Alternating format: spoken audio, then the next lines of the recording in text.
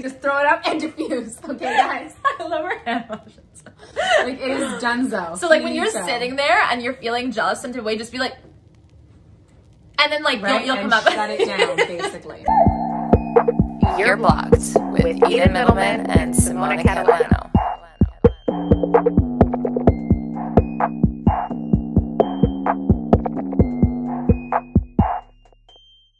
Hello everyone, welcome back. Today we're going to be talking about healthy jealousy versus toxic jealousy. Yes, healthy jealousy, like, is that a thing? It is a thing. We all want it, girls and guys. Like, we've all kind of craved it, and if we don't, we kind of do things that might be a little, just to get that reaction out of your partner. And I think that bottom line is that protectiveness. That they care. Yes. We're all susceptible to it. Yes. It's a natural human emotion. Right.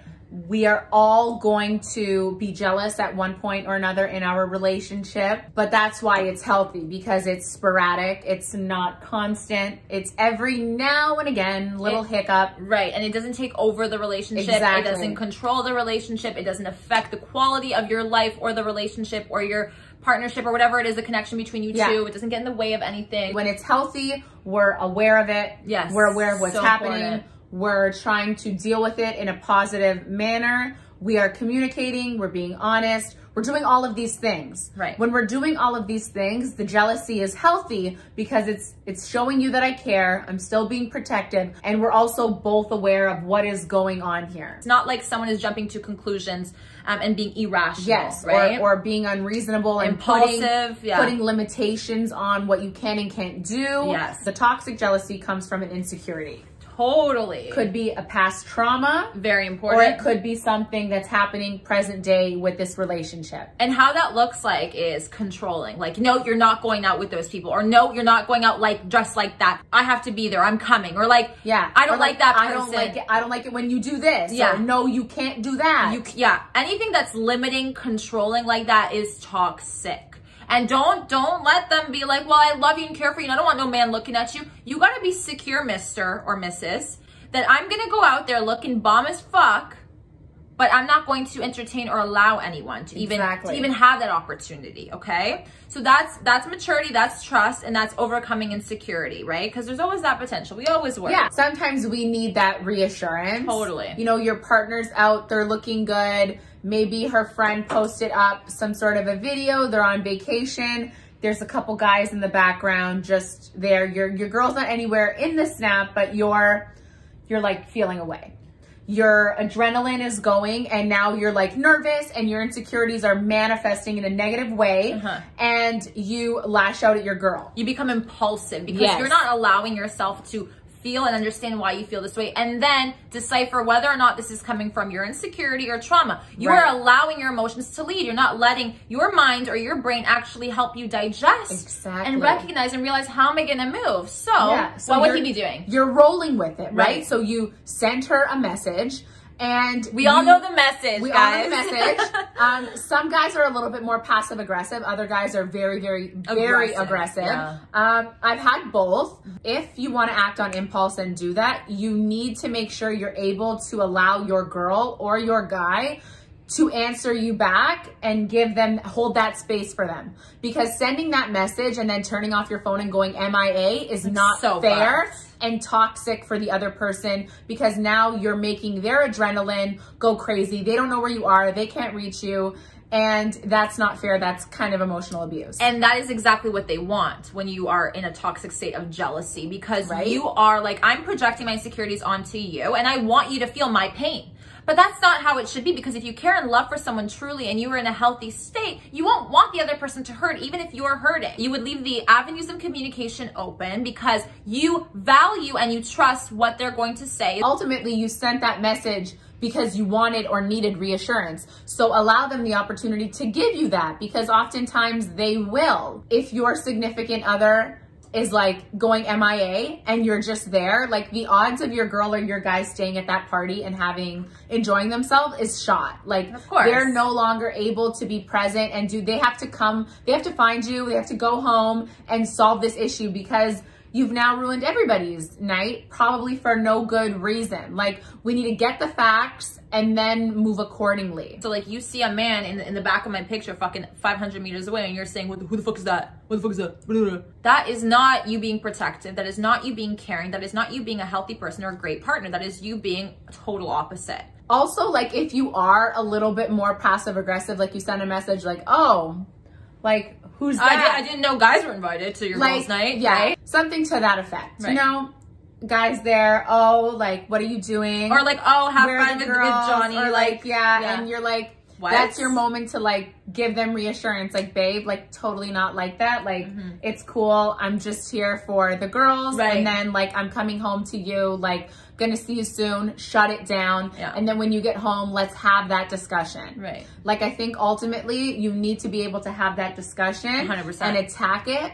So that way you guys can learn and make it a positive going forward. Babe, what happened tonight wasn't cool. I didn't appreciate that. You know, I would never, ever like do anything to harm you or put us in jeopardy. Like, you're my one, but we need to come up with something that helps us both when you're feeling like that, when we're apart.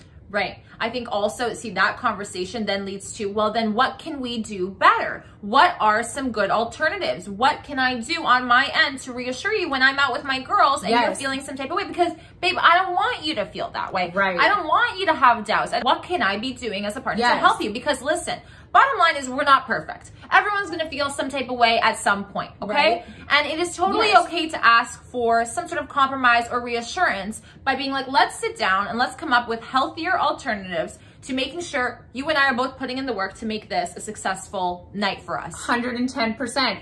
And it's also your responsibility as the person that is struggling with those insecurities and those toxic, jealous patterns to be aware of them and to make a conscious effort to be like, okay, let's, like you said, take a step back.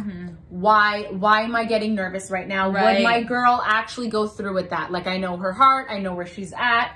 She wouldn't do that. She's never done anything to wrong me, let's say, right? Exactly. Like, there's really no need. I could be jumping the gun. Am I able to sit back, chill, maybe go hang out with one of the boys, and then address this in the morning with her? Or sleep on it. Because sometimes, like, listen, I'm a very emotional person at times, and I get impulsive too. I'm like, oh my God, I'm jumping to conclusions. Yeah. Like your mind goes, whoop, whoop. And right? then, How did I get here? Like, what the fuck? Like, why did I come up with this whole scenario that you're like balls deep in a girl? Yeah. That is boys night. And you literally convince yourself that is happening. I know her first name, her last name. I know how many siblings she has. Like, it's fucked and you're up. on the phone with your girl now. Yeah. I'm like, oh my God, he's cheating on me. You gotta get a hat. We gotta get in the car. We gotta hide in a bush. Like, been there, done that. Like, we gotta stop. Take pictures for evidence. Then you're setting yourself up for failure. Not just the relationship and putting that person in an uncomfortable position when they're literally fucking innocent, but you yourself are sitting with all that toxic and negative emotions and energies. Like, it's fucking with you more so than anybody else, first of all. I think also it's good to understand that, okay, I'm feeling this type of way. I either need to sleep on it or I need to communicate with my partner and be like, hey, I'm feeling some type of way. When you have time, give me a call, or how are you doing, or what's going on? Just wanted to check in, like heart. Yeah, like loop me in, like where you at? Sometimes they just want to like hear from you throughout the night if you're like totally MIA. So that's why like rules. How do we both feel and where's our comfort level on certain things going out when we're not together? Right. You know, like, I think transitioning to that negative feeling into something positive. So like shooting your shot and be like, well, I'm feeling this way, so I'm going to message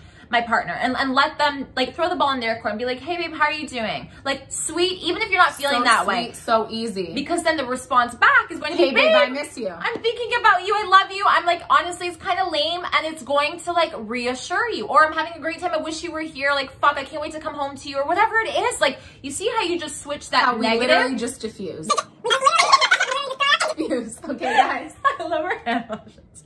Like, it is donezo. So like when you're sitting there and you're feeling jealous some way, just be like, and then like you'll come up. Shut it down, basically. Could you imagine? You're with your partner and like, I don't know, where you're like, yeah, okay, we're good now. Okay, we just shut it down. I'm confused. I'm good now. Shut it down real quick. And I think, yes, having that conversation, be like, okay, like, what are we going to do if this happens? So like, you know, with my my past relationships, I always like to know where they were for safety reasons, but I also think that that helped with jealousy too. So it's kind of like, okay, like let me know when you get there. Let me know like what's going on. Let me know if you run into your fucking ex. I don't want to hear about it after the fact, or I don't want to see pictures of it. I want you to keep me in the loop because we're dating, and out of respect to one another. Like I would do the same for you. So let's just make sure we're on the same page. For sure. I think that's like having communication before you put yourself in situations like that. Yeah. too, you know? Establishing like those rules, setting those boundaries. We both know what we're okay with and what we're not, our preferences. Right. And working through that together and also separately on your own with whatever's manifesting for you inside. When we've got all these restrictions, all these boundaries, it becomes a cage, okay? Right, yeah. And when you're in a cage, all you want to do is break the fuck free. Because you're like, wow, like I can't do this anymore. It's driving me insane. I have no freedom. I can't do anything. I'm very limited. Yeah, you don't want to put someone in that cage. You don't want someone to have all that power over you. Right, as well. Yes. Yes. Good way of putting it, that's because not... it'll blow up in both your faces Yes. at the end of the day. Nobody's going to be happy. No one's going to get what they want. You controlling and putting, like you said, all those rules and boundaries is not going to do anything for anybody at the end of the day, believe it or not. Yeah. Like you thinking you have control over a person, I mean, check yourself. Don't be in a relationship if you're trying to get control over somebody. Yeah. I love how I always say that, like in every video, like just don't be in a relationship. Just don't do it. Like, you know what? You guys are all like... Actually easier if you just don't do it. Don't do it.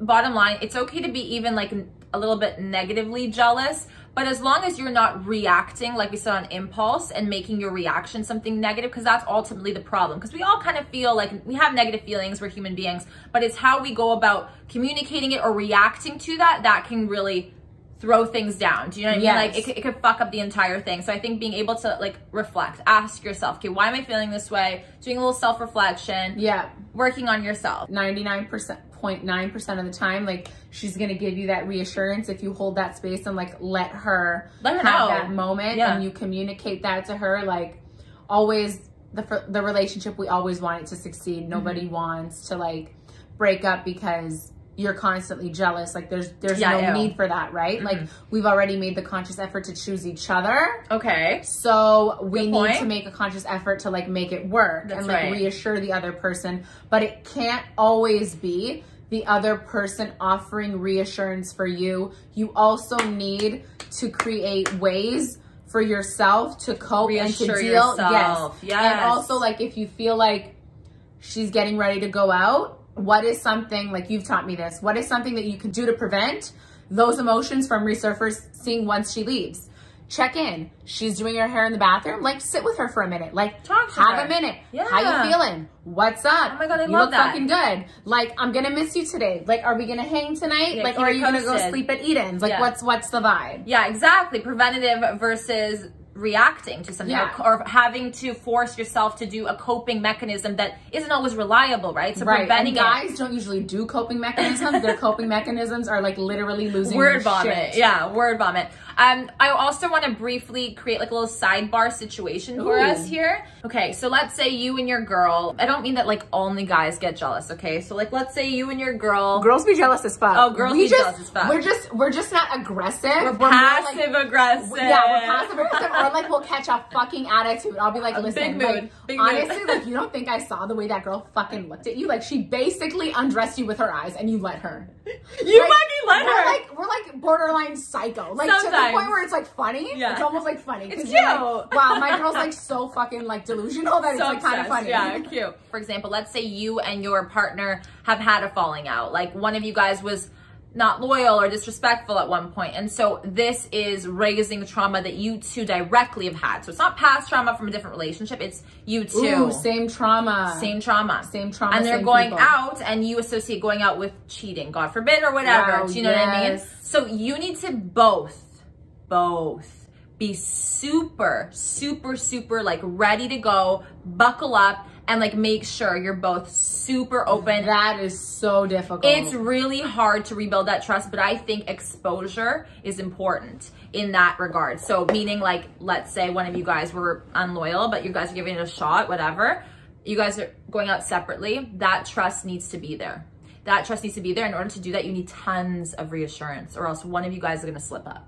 Do you know what I mean? It is so difficult. Yes, I wouldn't advise going back to somebody who's cheated on you. Like, definitely not. Yeah, it just like But some people do. Yes, but some people do, and I think that you can't wait until the jealousy arises when you guys are going out. Right. I think this needs to be addressed before making that decision to re-enter that relationship, because you need to be aware that everything is going to be so fucking heightened all the time for a good period of time. That's right. It's like we have to prove, you have to, if it was both of you or one of you, whoever it was, if it was both of you, you got to prove yourself all over again.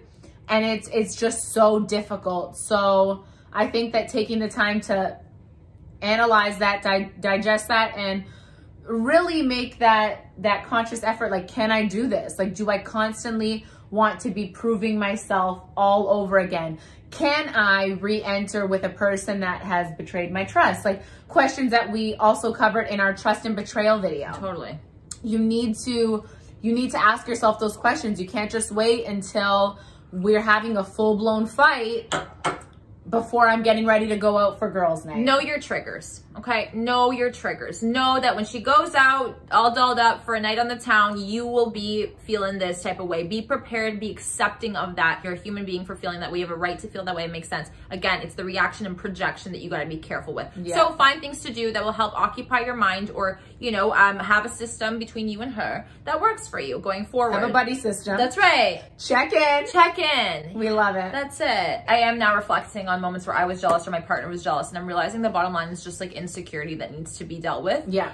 It's okay to be a little bit weird or uncomfortable when they go out, but to be full-blown jealous is not okay. Especially that toxic version of jealousy, as we all know, like it could get real ugly real quick. And so you really need to work on yourself and be like, okay, listen, I'm with them. I have no reason to not trust them. I need to trust them. I'm in a relationship. That's the point of a relationship. If I can't handle that, don't be in a relationship. My favorite thing to say. Yeah. I think bottom line that's pretty much it. Make sure that you guys are in tune with each other, reassure each other, do your job. We have a happy and healthy home. That's it. She wants to come home. He wants to come home. That's it.